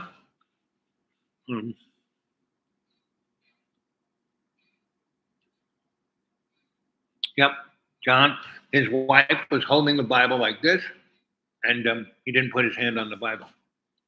I don't know if he's president. Maybe, you know, all those. I wonder what all those rabid Christians think about that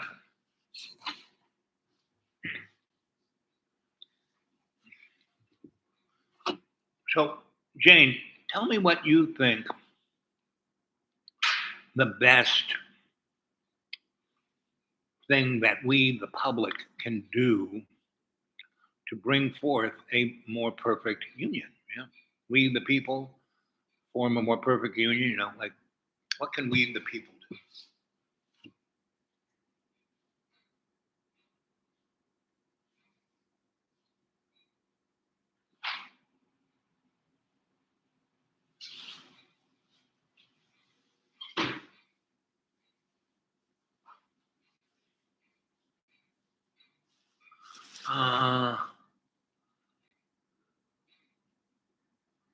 Not a utopia. No, utopia is on a set. You can't get there from here, right? No, just a better country.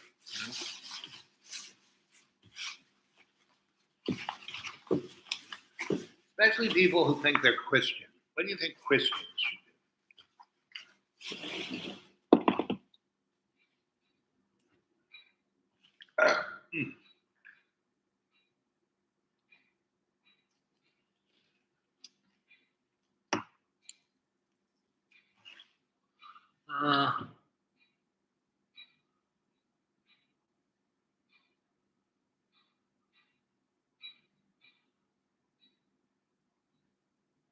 Ex, ex-teens are good people. So you ready for the aliens to land? I think so. So there's gonna be some real. Jane, what part of the country are you in, or what country are you in, and what is your weather? What's going on with your weather?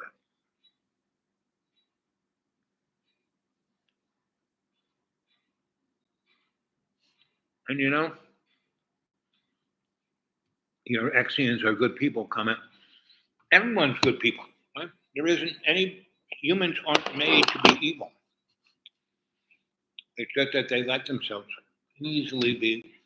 I mean, John was going on and on about Satan. Satan can't make us do anything. All Satan can do is tempt us. We don't have to bend the knee to the temptation.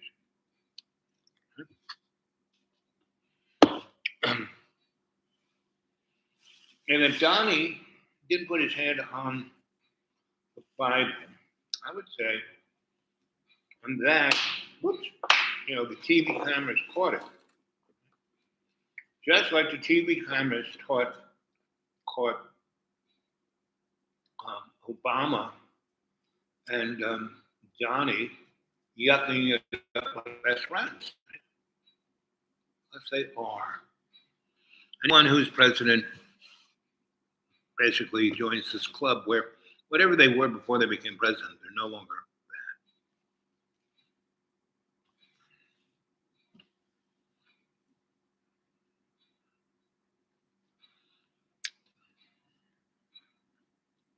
that. If you Shakespeare did a great job.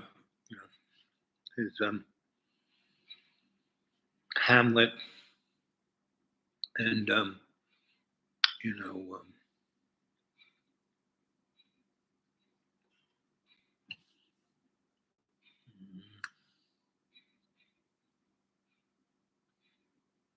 Merchant of Venice.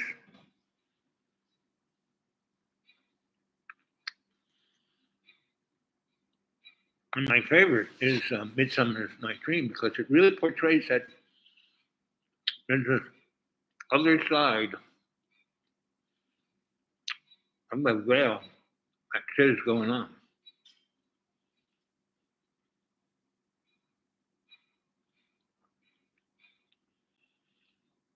But Ontario, Canada should not worry about this because the bottom line, whatever, they should make this list of things that America can have and everything that moron boy, Parrot Head, puts on as a tariff, they should put on the list. America can't have that, right?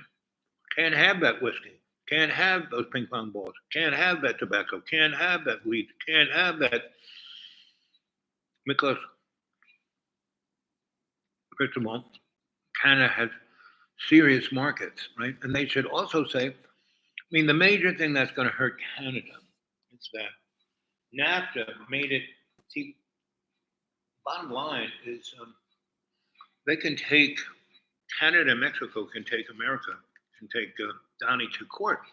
Because NAFTA, was a legal binding contract, and this is how it's going to work. And tariffs were totally off. You couldn't do that, right? So, but no one's talking about that. No one's talking about, hey, look, the three of us belong to this thing called NAFTA, and Donnie, you can't do that. Right there in the NAFTA rules says you can't do it. You, the president, the Senate, everyone signed on to this. Is law, the only way you can change this, you can't do it by executive order. You have to basically, write another law if you want this, and have Senate and Congress. You guys can't do an executive order. Can't. You can do tariffs and all that kind of stuff to other countries like Cuba and Iran, right? And Russia, and it's like we are at war with Russia. We forced Russia to attack Ukraine because for 20 years we were jacking Russia off. George H. Told Mikhail Gorbachev, we won't go 1 inch into, to put any of these countries into NATO. And well, I'm just saying that all of this is scripted for humanity to accept a new world order. And so what we had globalization? No, that was just more of the same, right? That was put together to put the world in a jig. You know what a jig is? When you're making something, manufacturing something, building something, like in carpentry, right? You got 3 or 4 doors to make, right? When you make a jig where you put all the different wood parts together and they fit together, you squeeze it, bingo, it's a door. So you don't have to do it individually, right? So they've done all of this globalization and free trade to put every country into a jig. So we'll be forced to do X, Y, and Z. Anything that occurs is basically part of this script. So the development of BRICS is part of the script, because what the United States is doing, it's going against, they're going on about how, all these countries are going against the world order and the norms and all that. The biggest criminal of all that is us, United States.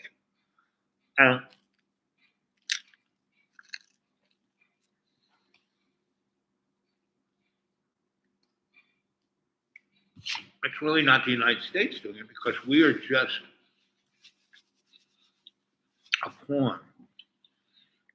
The 3 legs of the trilateral organization that put forth globalization was the Vatican, the City of Rome, Washington, D.C. District of Columbia has nothing to do with the United States. And the people who are living there, they are not represented by anybody in Congress. All they have is like somebody who can like sit there and be there for the class picture. That's about it. So America has been, all the shit that we've done have been done by the plutocratic class, right? And that's different than the oligarchs. Oligarchs are just guys who have a lot of money, but they basically stole the money, right? They basically, like in Russia, they were, Putin took over. He was the bag man, and he got all the resources, and he basically split it up between his oligarchy. They're all billionaires. He's one of the richest men in the world, if not the richest.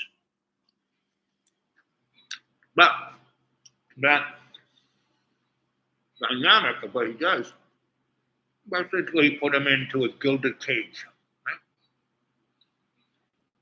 He can't just go out and get an ice cream cone, because somebody might pop him if he went on the street.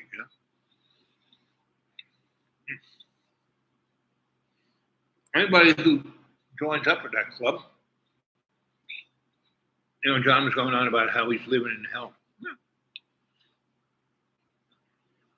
He is, but it's a hell of his own manufacturing. You pity anybody who's, neurotic, psychotic. Kind of means you are.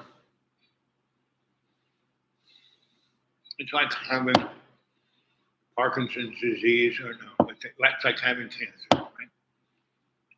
When you're psychotic or sociopathic, it's something you can't really. Psychotic, psychotic sociopath, right? Sociopath is somebody who has no empathy for anybody but themselves, right? In a lot of ways, but they don't have empathy for themselves. So they're driven on this path. But they may be born with certain markers of that, but they have to be set. Psychopath who goes out and kills people, they kind of do that. It's like you have, I don't want to pick any other psychosis, because then you would, but it's like having the measles, you get it. You didn't decide to get it, but being neurotic is something, it's an environment you're put into, and you either let it twist you up or you deal with it. Right? And the best way to deal with any of that is to see it right away. See it coming. Don't let it get in your grill. And myself, at this moment in my life, I've gotten to the point where I can see the ship 3 or 4 blocks away. Right? Most times, I just go the other way. I get out of the way. Right? Like I said, I got these 3 rules: don't get involved unless by getting involved you're going in to help the innocent, right? And that you have a workable exit strategy. Don't go into anything unless you've got a workable exit strategy. Second one is you don't go get involved unless you can do something better for someone else. Make someone else's life better. Number 3, don't get involved unless you're going to learn something on how to make somebody else's life better. Right? Because when you do those 3 things, your life will be better. That's the basic motif. Now, for myself at this moment,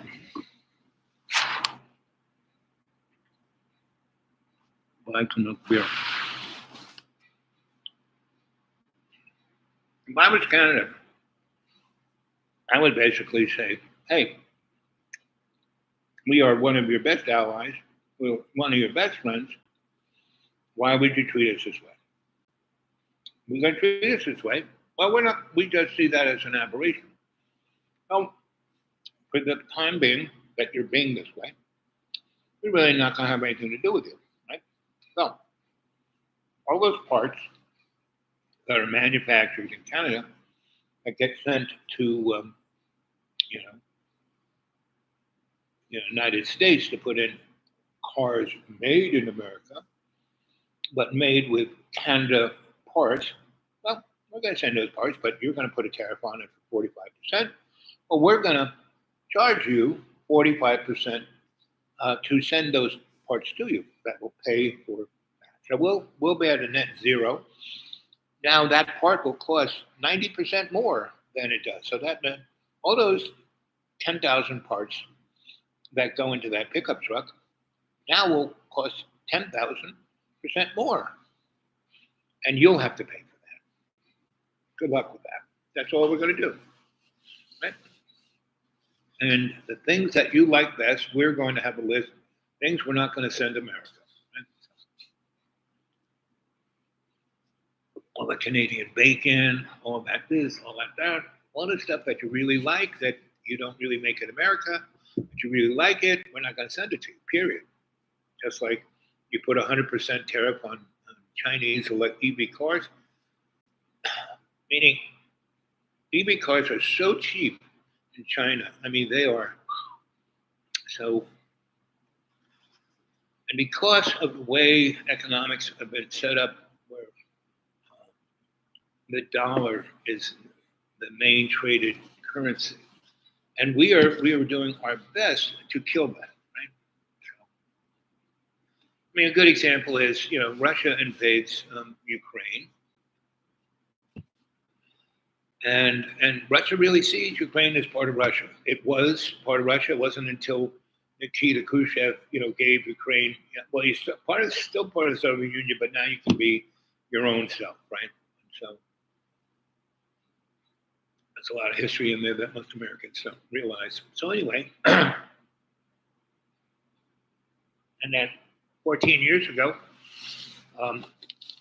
there was a treaty kind of set that was supposed to fix all this stuff, but we did everything possible to screw it up. So, and most Americans don't know this. And it's kind of there. You can go look it up. There are a lot of people who wrote books about it, et cetera, et cetera. And pretty much every bit of information you ever want to know why things are the way they are, it's kind of, you can go Google it. It's quite amazing. And Google will bring you to, the thing that people are finding about Google is that the first thing on Google is, it's usually hooked up to, a product that Google has, or they're monetizing to the max the utilization of that search engine, right? And it was obvious. I mean, that's why they did it. They said, "Oh, we're going to make the world great, right? We will do no harm." No, sorry. But the information's there. As a good scholar, you can dig around, and it's so much easier. I mean, I'm from the old school. I used to go to libraries, which I love libraries. I love being in research carrels. Not everyone gets to go there. You get a special little pass. You go read that 300-year-old book. You got to wear gloves, all that kind of good stuff, right?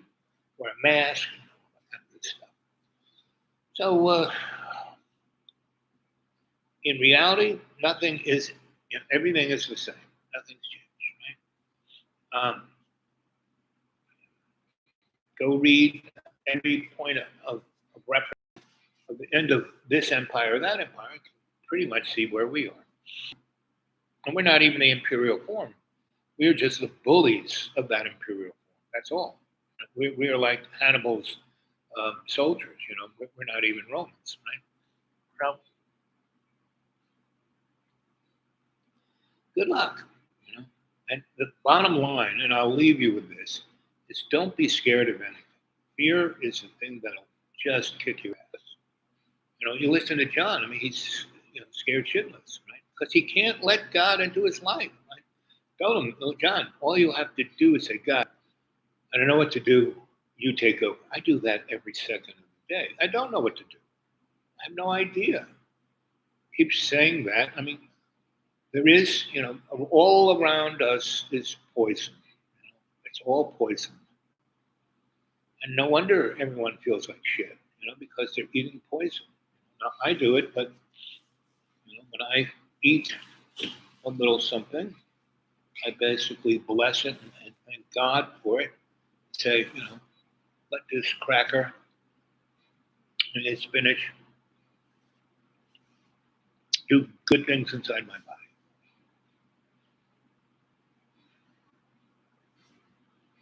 Thank you, Jesus. Thank you, God. Praise God, praise Jesus, praise God, praise Jesus. But you got to mean it, right? You can't just keep saying it as it's some kind of toll booth to heaven. You have to be there inside you. Right? Now, let's illuminate ourselves. Let's give this a shot.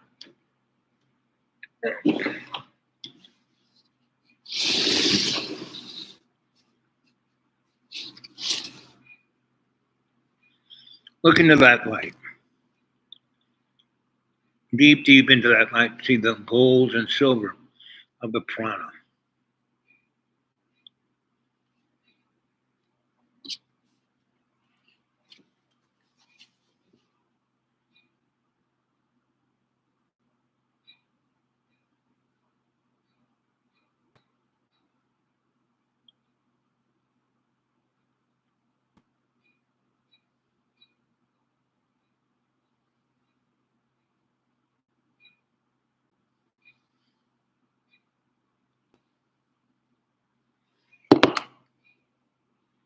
Starry, starry night.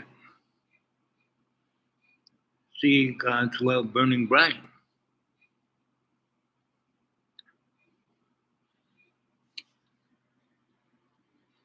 See yourself as love's co-creation. See love as who you are. See it clearly. So what do you think? Huh? Get anything out of that? Yoo-hoo.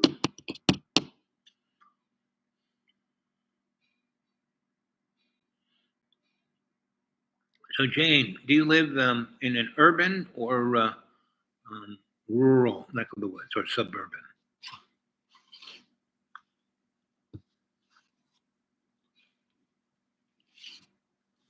In the city that has the big skyscrapers and half the city's underground and the subway runs on rubber tires, that's Toronto or Montreal?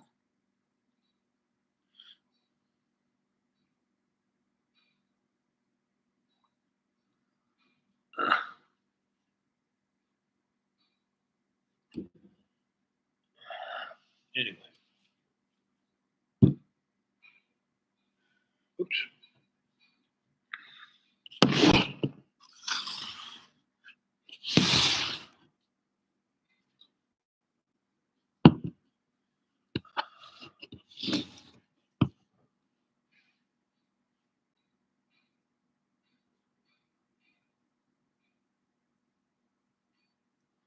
North of Toronto. Toronto's the country with the city that's half underground, that you can go from building to building underground, and the subways have rubber tires. Whatever that city is, I spent some time there in the 70s, and I really liked it. And that subway system was kind of brand new. Everything seemingly in that city at that time was brand new. And it was a great art scene. That's why I got there. I went there with some artists. And really, we went through the thing, the border, and all I, showed them my driver's license. That's all I needed. It was like, going to New Jersey or something. They talked a little different. It's like, no, more like going to Wisconsin, right? Hanging out with cheeseheads.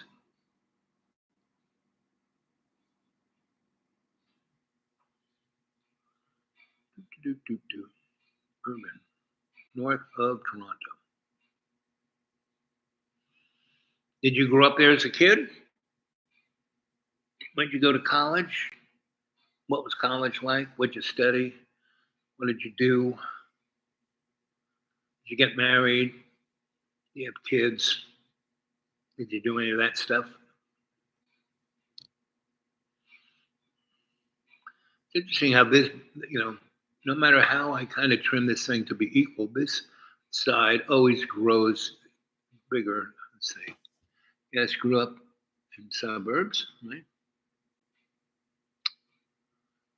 And was Toronto the city that had the subway with the rubber tires? I really loved it because the subway trains were so quiet. It wasn't running on rails. Let's see. UWO. What'd you study?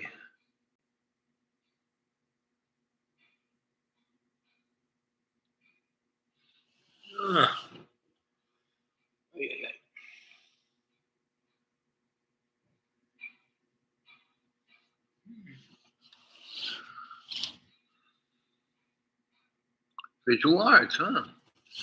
So were you a painter, a sculptor, a videographer, a photographer, a filmmaker? What visual art were you visually?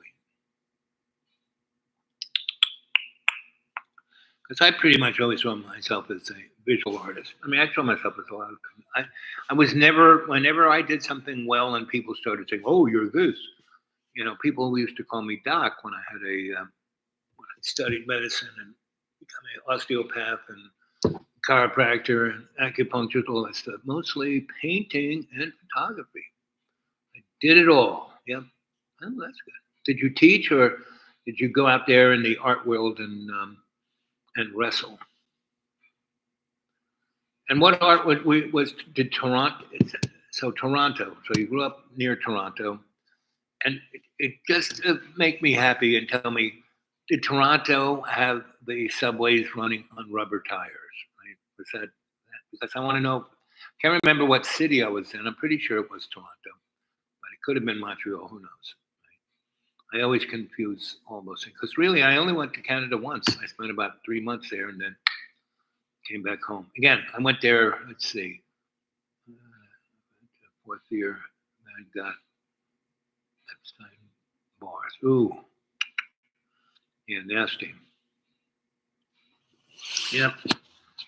The only good thing about being sick is it makes you appreciate being better. And as a child, I was so sick all the time that I had to get that appreciation like minute by minute. So I know exactly how you felt, Jane. Because I'm sure there's a little bit of, illness. And that's what it is, not disease or sick. Illness is illness. Disease is the lack of ease, right? So disease is lack of ease. Ill is the ill of the ness, meaning the neutral state, right? And what you had is a real disruption of the neutral state, that's for sure. And that neutral state is something more of an environmental thing. And see, most people think environmental thing, oh, the air you breathe, the shit you drink, eat, and roll around in. But the real sickness is the psychokinetic energy of the environment you're in. And you can be in the greatest, beautiful, nicest spot, but that kinetic energy is within the construct of the world view. Right? That's why you look at different cultures and they have real different world views, you know. And most, like Western European view, white Western European view can't really understand the African worldview, which is the Persian worldview, Islamic worldview, and then the Great South worldview. And pretty much all those deal with hospitality on some sort. And if you diss the hospitality, that's when you go to war, right? So, and you know, we in the North don't understand it at all, because to us it's all a matter of transactional contracts. And they can be broken, and they can be made, and they can be honored, and they can be dissed. But we really have no idea of what it is to be generous, or what it is to be graceful or gracious. Or I think a public fountain.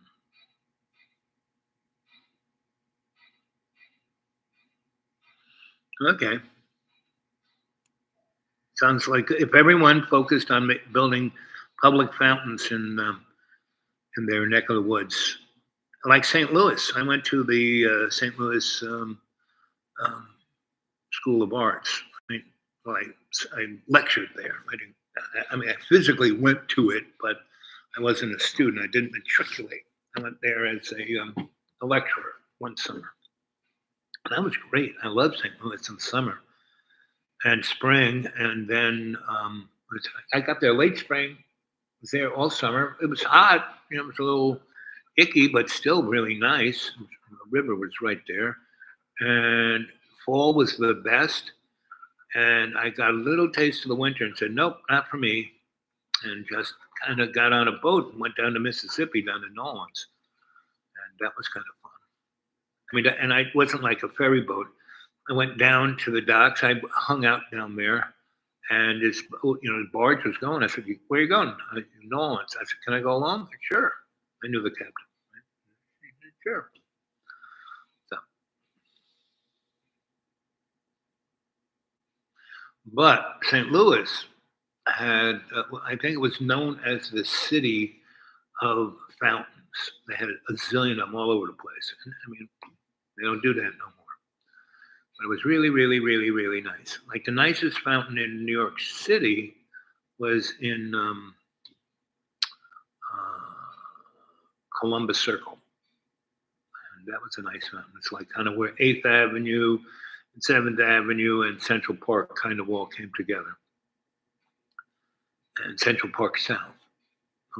Those roads and the park were right there. It's on the west side of the park, the southern west side of the park. And there were two big railroad lines. You have the number 7 and the L were there. It was nice. I had a girlfriend who lived just down the street from there. And that was nice, you know. We were, I don't know, 2 or 3 blocks. It was, 50 or 60 something street. It was kind of on the backside of Lincoln Center, you went down 8th Avenue 3 blocks and then walked over, there was Columbus Circle, whatever whatever neck of the woods that is.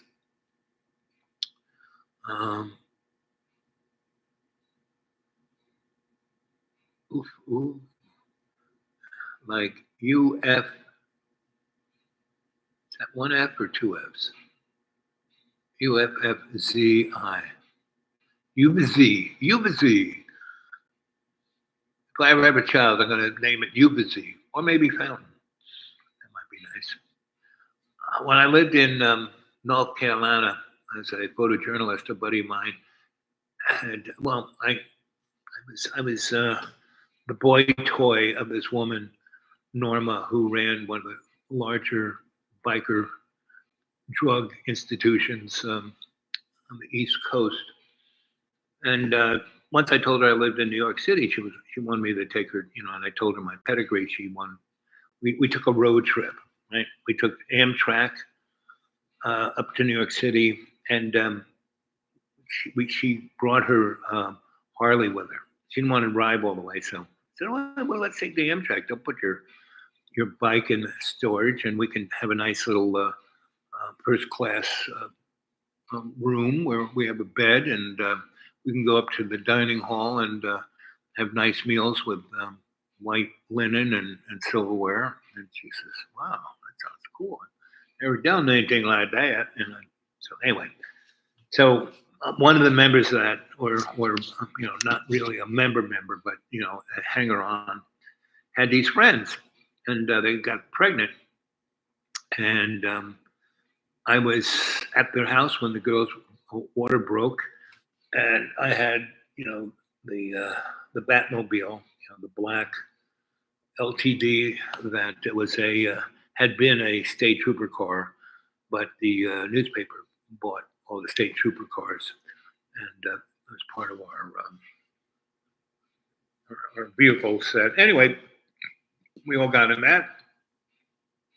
Took them to the hospital, and I knew the people in the hospital because I'd probably been there 20 times taking pictures of people or things or this or that.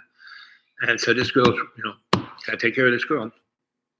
So they did. Otherwise, they would have had her wait in the waiting room. And she had real quick, came right away, right? So they had two little babies, and they're sucking away on her breasts. And the nurse came in to fill out, the stuff, and the doctor was with her, and because he had to sign it. And she goes, "What's the name of your daughter?" And no, what's the name of your what's the name of your daughter? And she goes, Moonsprocket, because it was in 1969, they're landing on the moon, right when she was having the baby, and it was the son, Shitbird, because when we were walking in, a bird shit on her, which in her backwoods mythology was a good sign, right? So Shitbird and Moonsprocket. And the nurse said, no, you come on. Can you imagine what the kid's going to be like in first grade when they say, go through the list and Shitbird? It's like, and the doctor said, no, I'm signing it. He signed it. And so that's that little story. So I ever have children. Ufazi Fountain. So, I named a kid Fountain. Fountain Al Bob. Not bad.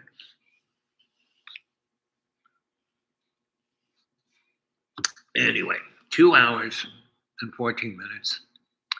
And is it 2 o'clock yet? 2:17. So I'm going to go. I have to walk a little. My legs need to be walked. And I want to go check on the icing of the road, because it's been almost 20 degrees and the sun's been hitting the road. So I'm going to see how it's doing. So I will talk to you guys later. I will go on around 6. How about that? Okay.